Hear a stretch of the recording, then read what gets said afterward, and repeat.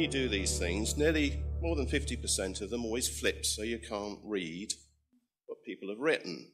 There's, laws of odds should be 50-50, but somehow it seems to be about 80-20. Mine has on here the power of influence, and I would imagine that all of us who were here this morning are already being influenced, and there's no doubt that some of the things I want to share with you, I will probably be emphasizing some of those points a little more than I was intending, and there will be others, and that's already the power of influence, and we're here to be influenced. Now, we've got family and community. A few months ago, Karen asked me if I would spend my 20 minutes talking about family and business. Quite often with friends that we have, I seem to have been made into a token representative of business. I mean, big business, all business. But I'm not going to take that on today. I'm just going to talk to you about our family, our business, how we do things. I have to say, we never sit down as a family to discuss strategically where the family is going. We just get on and do it and allow things to evolve. Now, just so you know where we're coming from, we're a small business. There's just 8 of us in total. 4 of those 8 are direct family members. There's myself, there's my wife, Sarah, who's down there, and our 2 daughters. So that's 4 out of the 8 in our family business. Actually, one of the others is the father of one of our grandchildren, so I guess that makes 5 out of the 8. So we're quite a concentrated family business. Generally, when people use that term, family business, they just mean a small business, privately held. We're going a stage further than that. To put it into the sizing into context, I find almost every week I have to do one of those surveys where they want to know what the size of your business is, usually because I'm attending some online webinar. And there's always 2 questions. One starts off, what is the turnover? And the first box is always 0 to 1 million. That could be sterling, dollars, or euros, depends on the group that I'm with. We are in the 0 to 1 category if we're in sterling. I'm actually entitled to tick the 1 to 5 if we're in dollars or euros. So that tells you roughly what our sort of profile as sales. The next question is always, how many employees do you have? And the first question is always 0 to 9. We're 8, so I tick that, and boom, there we are. We're a micro business. I still haven't worked out where there's a business that doesn't have any people that can actually tick 0. Businesses need people. People can conduct their life through businesses or through other ways. So we're a micro business with the 4 of us. And we only have the 2 daughters, by the way, so that's all 4 of us in our business.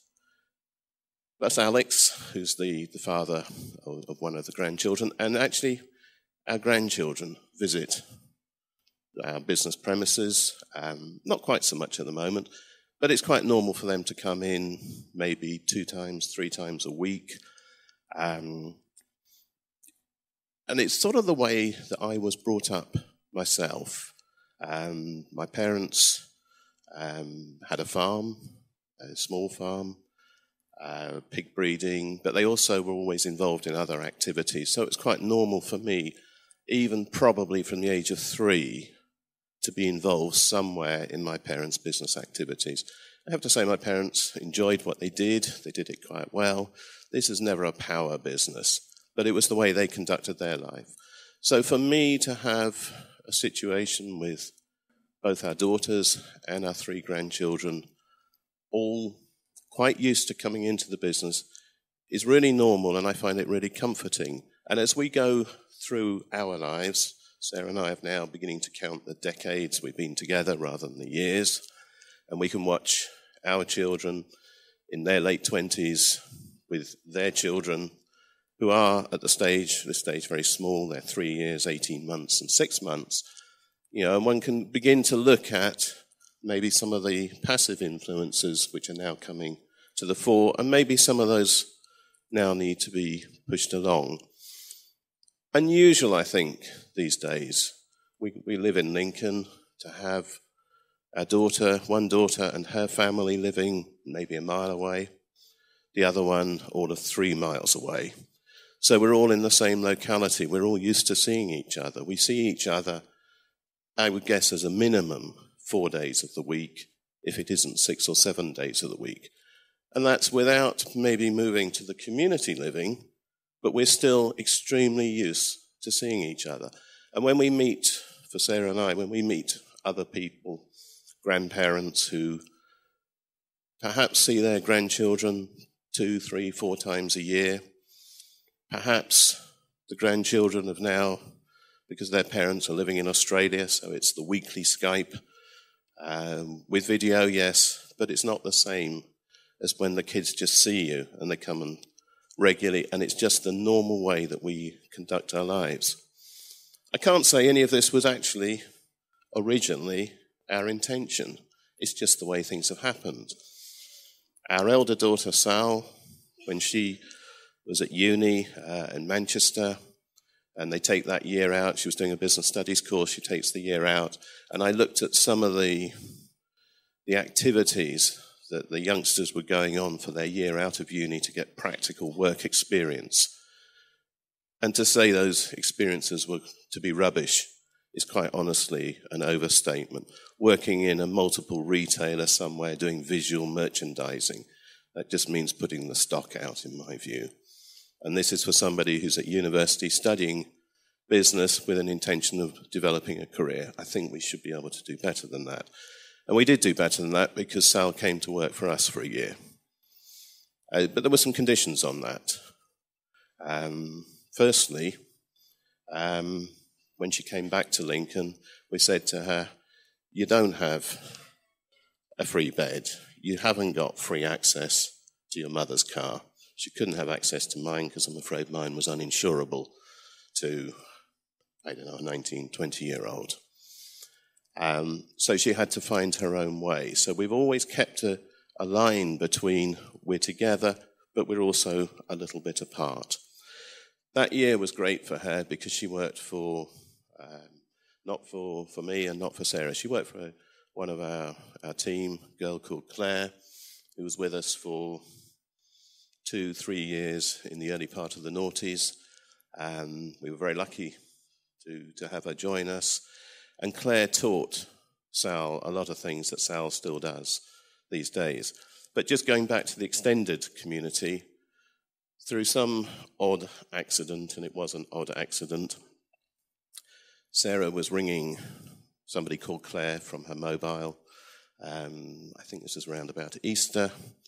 And despite changes of mobiles, despite the passage of years, the Claire that was working for us in the early part of the noughties, her name was hit rather than the Claire that was intended. We seem to know an awful lot of Claires, and they all seem to be with the name C-L-A-I-R-E, so it was easy to make. Unfortunately for us, Claire hadn't changed her mobile, so there was a conversation with a gap of, I would guess, about 6 or 7 years with the two parties. I obviously wasn't one of those parties, but the two parties knowing instantly the voice of the other one.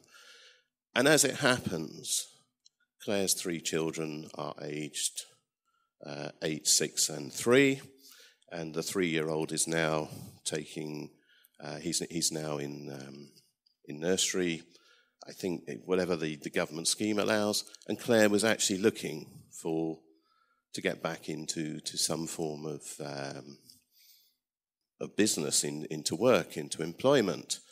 So we were all delighted because Claire's come back to us. So I told you there were 8, there were then 4 of us, then there's Alex.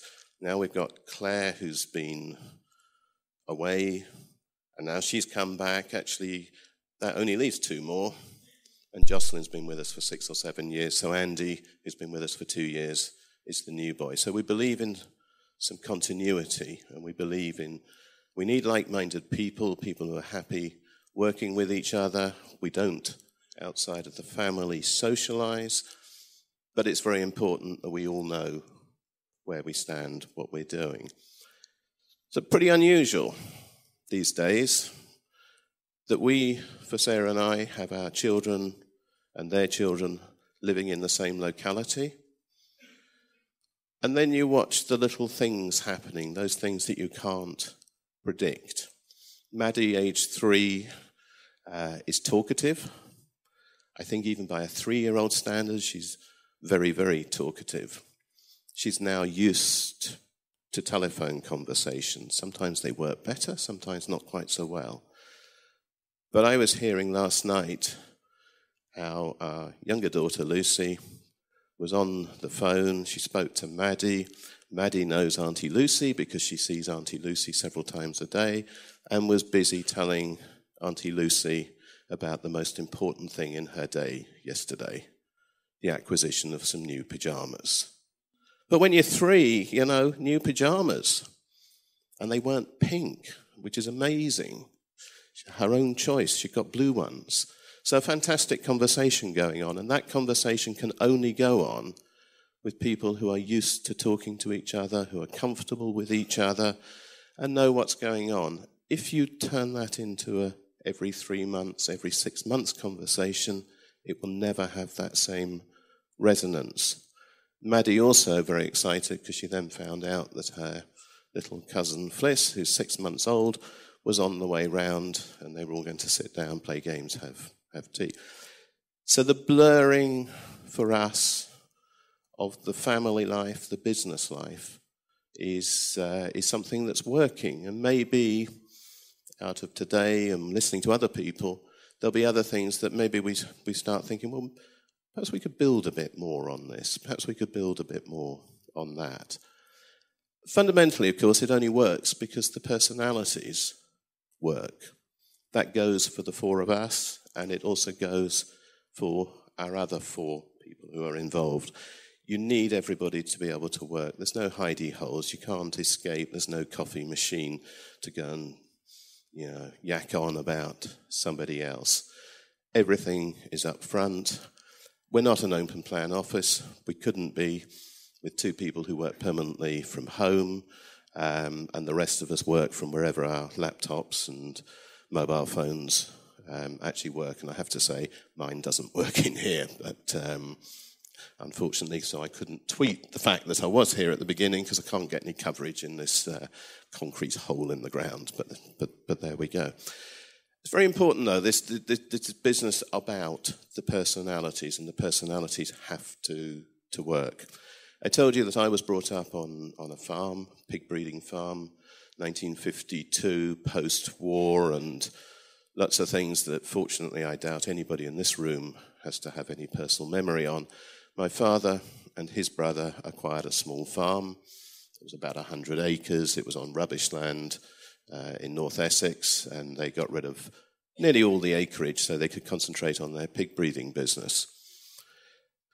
I've been through a process with, I don't know, I call him a consultant, but I hesitate to use that term, which is related primarily to business.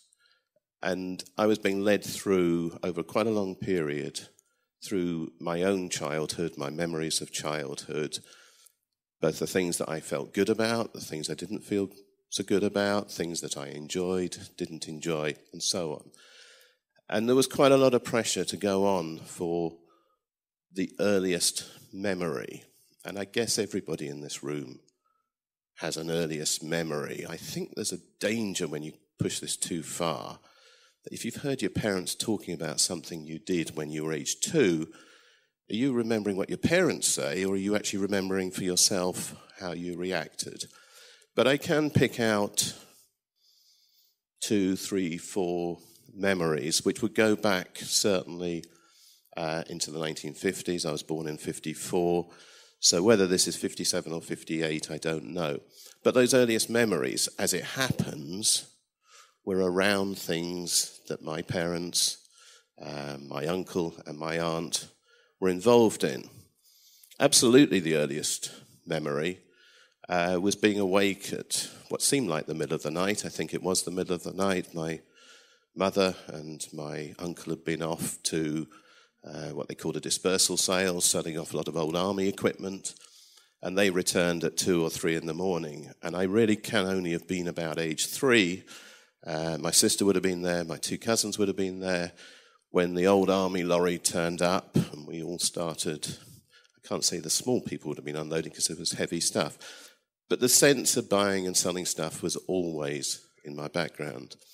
Now, coming back to the personalities and the personalities, do they work or don't they work? This really sort of divides where we are as a family from where my parents have been with their family. And I should add that my father, my uncle are brothers, my mother, my aunt are sisters, 2 brothers married to 2 sisters. And I became aware, even as a youngster, of how there was a division between my parents and my aunt and my uncle. And the reality is, and my father has told me this story so many times, he would tell it to me the same now. He's 87, but his memory's absolutely clear.